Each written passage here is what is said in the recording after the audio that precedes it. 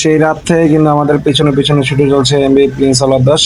একবার আমাদেরকে ওভারটেক করে, একবার আমরা আবার প্রিন্স অলদাসকে ওভারটেক করি। এভাবেই ছুটে চলছে, কিন্তু এখন আবার প্রিন্স অলদাস আস্তে আস্তে সামনে আগাচ্ছে। ঘটনাটা বুঝতে পারতেছি না যে এখন অব্দিও কিন্তু প্রিন্স অলদাস আমাদের পাশে পাশে হয়ে ছুটে চলতেছে। সেম অবস্থা কিন্তু এই পাশেও, ডান পাশে দেখা যাচ্ছে এমনি তরঙ্গ সাতকে। তরঙ্গ সাতও সেম অবস্থায়। কেননা একটু আগেও তরঙ্গ সাত পিছনে ছিল, আবার সামনে উঠছে। মানে তরঙ্গ সাত এবং প্রিন্স আলাদাসের সাথে তুমুল একটি হইতেছে, যে রাত থেকেই তরঙ্গ সাত ডান পাশে, প্রিন্স আলাদাস বাম পাশে, এরকম পরিস্থিতি কিন্তু এখন বর্তমানে আছি। দেখতে পাচ্ছেন তরঙ্গ সাত এবার একটু আস্তে আস্তে পিছনে যাচ্ছে, এবং এই পাশ দিয়ে আবার প্রিন্স আলাদাস আস্তে আস্তে উঠে যেতেছে সামনে। মানে গতি বাড়িয়ে একটু আস্তে আস্তে উঠতেছে, এরকম একটা অবস্থা।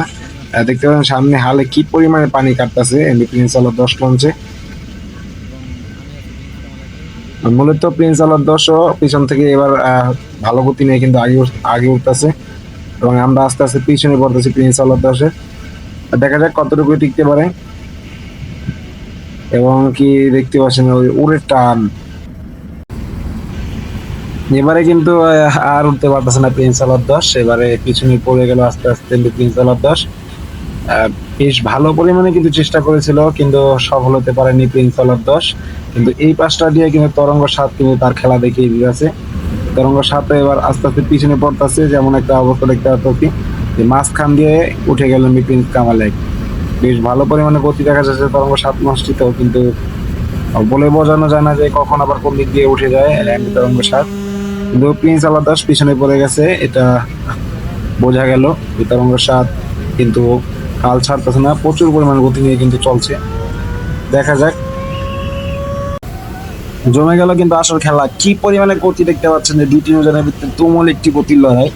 যেখানে ওই পাশটাতে তরঙ্গ সাত যে কি পরিমাণে নিয়ে গতি তুলতেছে একবার লক্ষ্য করলে বোঝা যায়। তার থেকেও বেশ ভালো পরিমাণে গতি নিয়ে কিন্তু প্রিন্স কামালের ছুটি চলতেছে। অবস্থানটা একবার কি একটি অবস্থা একবার লক্ষ্য করুন যে তরঙ্গ সাত কি পরিমাণ গতি নিয়ে কিন্তু আবার সামনে উঠে যেতেছে, এবং আমরা আবার আস্তে আস্তে পিছনে পড়তেছি। একটু তরঙ্গ সাত এবার একটু ক্লোজ হলো, মানে একটু দূরে চলে গেল কিন্তু তরঙ্গ সাত, এবং আমরা এই পাশটাতে চলে আসলাম।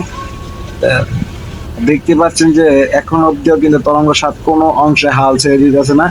বেশ ভালো পরিমাণে গতি নিয়ে কিন্তু আগাচ্ছে। দেখতে পাচ্ছেন যে পিছনেও কিন্তু দুই তিনজনের বেশ ভালো পরিমাণে গতি তোলা, যে পিছনের অংশকে পানি, আর পানি খুবই উত্তাল, এবং একদম পিছনে দেখা যাচ্ছে পুবালি 12-কে। এখন ধর্মগঞ্জের মোড় ঘুরতেছে, এই জন্য এরকম একটা অবস্থা। তেমন আছে কিছুই না।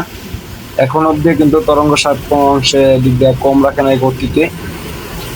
পিছনে দেখা যাচ্ছে কি নৌকা ঢেউয়ের কবলে পড়লো, এবং তরঙ্গ সাত কিন্তু এখনো কি পরিমাণে গতি ভাই, একবার একবার লক্ষ্য করুন ভাই, কি পরিমাণে যে গতি থাকতে পারে বিভিন্ন জনে। দেখুন দেখুন পিছনের অবস্থাটা কি একটি অবস্থা বিভিন্ন জনে।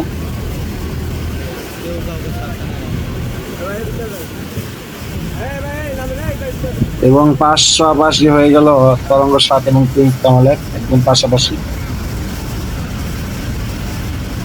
তো খেলা কিন্তু এখনো শেষ হয় নাই, এবার আস্তে আস্তে কিন্তু পিছনে পড়তে যাচ্ছে এমবি তরঙ্গ সাত, এবং আগে উঠে গেল অবশেষে প্রিন্স কামালের। বেশ অনেক পরিমাণ চেষ্টা করছে কিন্তু এমবি তরঙ্গ সাত, আর বেশ ভালো পরিমাণ চেষ্টা, আর তারপরে সফল হতে পারেনি। কিন্তু তরঙ্গ সাতকে কোনো অংশে ফেলে দেওয়ার মতো না। কি পরিমাণে গতি এখনো দেখা যাচ্ছে, কিন্তু আর সফল হতে পারলো না। একবার চিন্তা করুন ভাই, ভাই এই মাছ নদী থেকে কিন্তু প্রিন্স কামালের ক্ষেত্রে শুরু করছে কামালের সাথে রেস, শেষ অব্দি কিন্তু দেখিয়ে দিয়েছে যে আমি কোনো অংশে কম নয়। কামালের একদম অবস্থা 12টা বাজিয়ে দিয়েছে এই তরঙ্গ সাত। একবার কল্পনা করুন রে ভাই, পরিমাণে গতি তুলতে পারে একটি লঞ্চ। শেষ পর্যন্ত প্রিন্স কামালের আগে উঠে গেল, এবং প্রিন্স আল্লাহ দাস এবং তরঙ্গ সাত পিছনে পড়ে গেল। আস্তে আস্তে পিছিয়ে পড়ে গেল, এবং দুই তিনজনের ভিতরে সংঘর্ষ হলো এমনি তরঙ্গ সাত এবং প্রিন্স কামালের ভিতরে। কেননা সামনে বল গেট ছিল, বল গেটের জন্য তরঙ্গ সাত একটু স্লো করার কারণে প্রিন্স কামালেক এই চান্সে আগে উঠে যায়।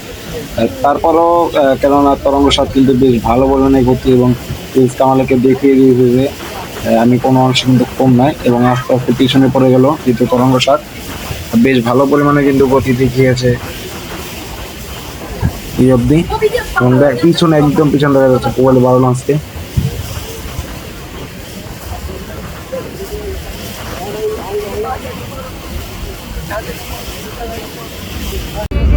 তো চলে আসলাম ফতুল্লা, এরা ফতুল্লা টার্নিং করতেছে এবং ফতুল্লা ঘাট দিয়ে প্রিন্স কামাল লেক, এবং আমরা এখানে নেমে যাব। সুন্দর একটি জার্নি ছিল প্রিন্স কামাল লেকে। দেখতে পাচ্ছেন যে ফতুল্লা আসার পর কিন্তু গতি কোনো অংশে কমাচ্ছে না প্রিন্স কামাল লেক।